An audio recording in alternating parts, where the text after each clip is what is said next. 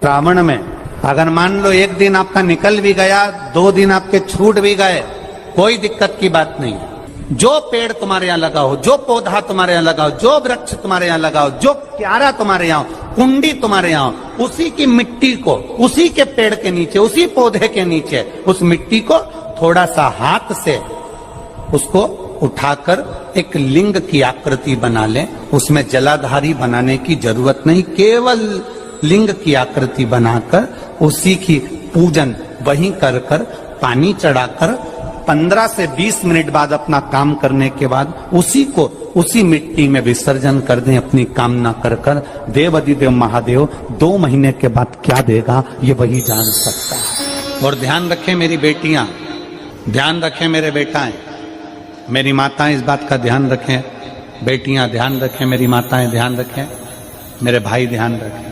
जिस दिन तुम्हारा मन करे, जिस दिन तुम्हारा दिल करे, उस दिन घर में पार्थिव शिवलिंग का निर्माण कर लिया करो। जिस दिन तुम्हारा दिल कर जाए कि आज मेरा मन है मैं पार्थिव शिवलिंग बनाऊं, गमले में से मट्टी लो, खेत में से मट्टी लो, जहां से मट्टी ले सकते हो। घर के बाहर कोई गमला हो, बगीचा हो, शहरों में जमीन पर कहां मट्टी ढूंढने जाओगे, तुम्हारे जो गमले लगे रहते हैं उसमें से मट्टी ले लो, पर छोटा सा पार्थिव शिवलिंग का निर्माण समझ लेना जरा।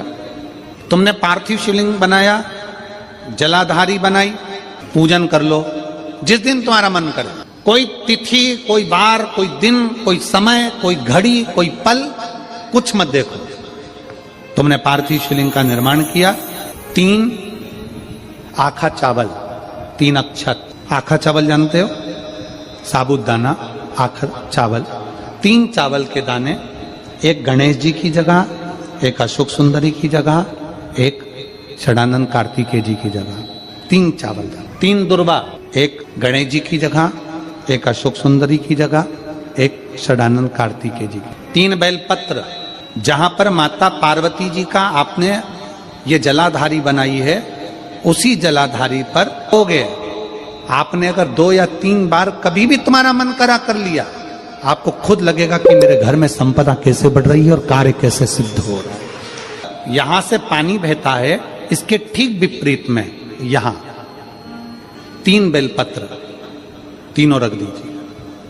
और छोटा सा कलश हो या बड़ा सा कलश हो, 3 लोटा जल यहां बैठकर, जहां पर आपने बेलपत्ती रखी है उसी के वहीं पर बैठकर इस शिवलिंग पर 3 लोटा जल धीरे धीरे अपने मन की कामना कर कर, बाबा आज मैं दुखी हूं, बाबा मुझे ये तकलीफ है, बाबा मेरे बच्चे ये काम में गए हैं, बाबा ऐसा है। 3 लोटा जल बाबा को धीरे धीरे अपने भाव कहकर, फिर तुम्हारे पास में जो पूजन का सामान हो वो चढ़ाकर बाबा की आरती कर कर दिया लगा दो। जब दिया ठंडा हो जाए उस शिवलिंग का विसर्जन कर दो। आप पाओ शिव आराधना में भगवान शंकर की, शिव भक्ति में भगवान शंकर की अविरल भक्ति में पार्थिव शिवलिंग का निर्माण और पार्थिव शिवलिंग की पूजन हमें बल प्रदान करती है। माता पार्वती जी ने पार्थिव शिवलिंग का निर्माण किया। शिव जी ने देखा पार्वती जी को कि पार्वती जी पार्थिव शिवलिंग का निर्माण कर रही, तो शंकर जी ने पूछा, पार्वती तेरी शादी नहीं हो रही थी इसलिए तूने पार्थिव शिवलिंग का पूजन करा, तू चाहती थी मुझसे विवाह करना चाहती थी इसलिए पार्थिव शिवलिंग का पूजन करा, अब क्या चाहती है? अब तो मैं तुझे मिल गया, अब तो मैं तुझे प्राप्त हो गया, अब तुझे क्या चाहिए? अब तुम मुझसे चाहती क्या है? पार्वती जी ने हाथ जोड़कर भोलेनाथ जी से विनय करा, अब मुझे कुछ नहीं चाहिए, बस इतना चाहिए कि मैं कैलाश पर रहूं या शमशान में रहूं, जहां भी रहूं मेरे हृदय में कभी भी दुख ना हो, मैं प्रसन्न होकर अपनी जिंदगी को आपकी सेवा करते करते निकाल दूं, आपकी प्रसन्नता पूर्वक। आप सबको मालूम होगा रावण क्या करता था। रावण ने अपने शीश काट कर दिए, रावण ने तप करा, रावण ने साधना करी, रावण ने तपस्या करी, बहुत करी, पर भगवान प्रसन्न नहीं हुए। तब रावण ने आखिरी एक बिंदु अपनाया। रावण पार्थिव शिवलिंग का निर्माण करता था, पूजन करने बैठ जाता था। शंकर भगवान को आकर उसे वर देना ही पड़ता था, वर देना ही पड़ता था। पार्थिव शिवलिंग के निर्माण का, पार्थिव शिवलिंग के पूजन का, पार्थिव शिवलिंग की आराधना का फल भोग। कितने लोग हैं, आप लोगों ने बनाया कभी पार्थिव? बनाया? सावन में बनाते हो गुरुजी, है ना, तब बनाते हो। पर बीच में कभी तुम्हारा मन कर जाए एकदम, जब तुम्हारा मन हो।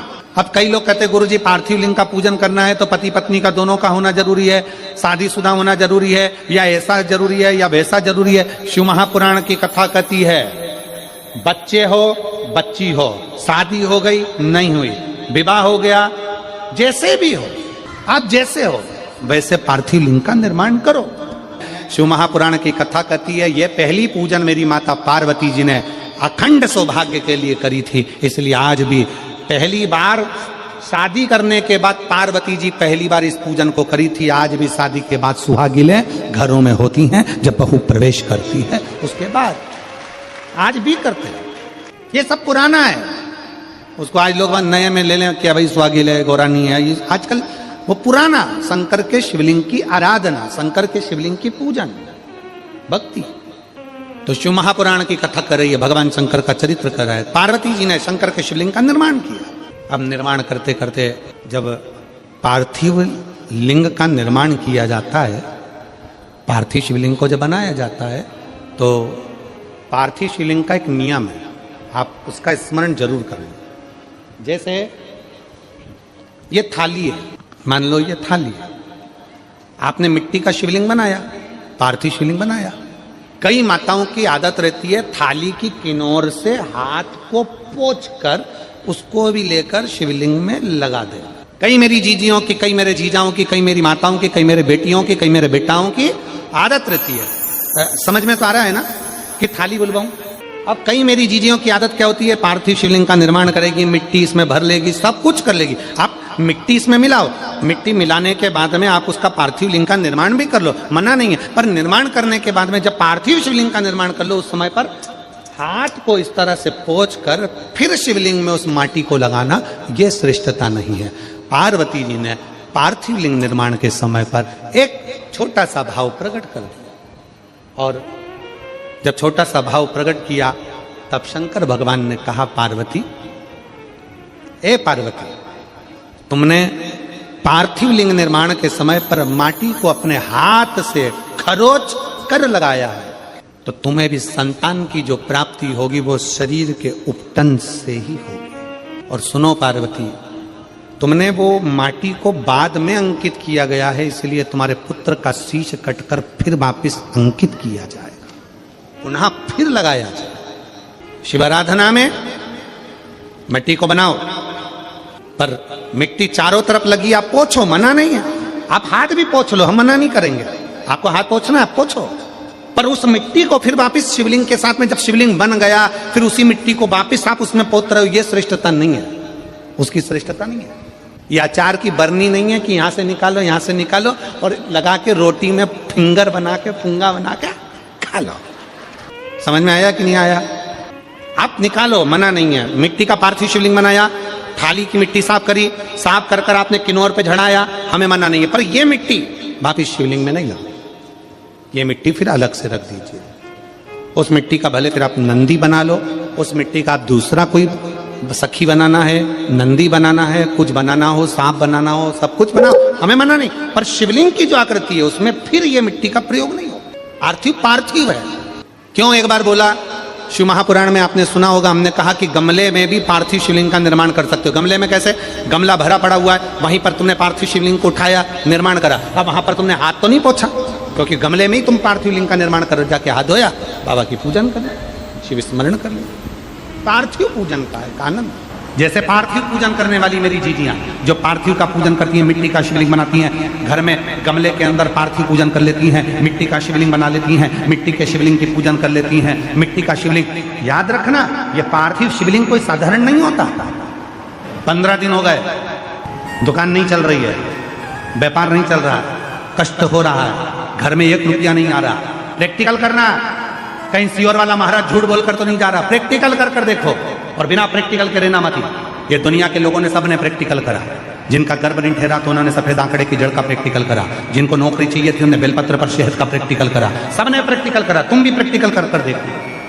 15 दिन हो गए, व्यापार नहीं चल रहा, घर में कष्ट है, पैसे की आवक नहीं हो रही, कोई टेंशन सामने आकर खड़ा हो गया, 15 दिन लगातार रोज अपने गमले में मिट्टी को थोड़ा सा ऊंचा कर कर शिवलिंग बनाकर वहीं पर पूजन कर कर वहीं विसर्जन कर, उसी मिट्टी को विसर्जन करने से पहले थोड़े से शिवलिंग का पानी अपने घर के दरवाजे पर लगाना प्रारंभ कर। 15 दिन लगा, 8 दिन के अंदर लक्ष्मी का प्रवेश तेरे घर में होना प्रारंभ। प्रैक्टिकल करो, बिना प्रैक्टिकल के मत बनो। एक बार भी अगर हमारे मुख से श्री शिवाय नमस्तुभ्यम निकलता है, शंकर जी के जो 5 मुख हैं, शिव जी के जो 5 शीश हैं, एक बार बोला गया श्री शिवाय नमस्तुभ्यम, पंचमुख भगवान शंकर के शीश को 5 बार प्रणाम हो जाता है और उसका फल हमें 5 गुना प्राप्त होता है, 5 गुना।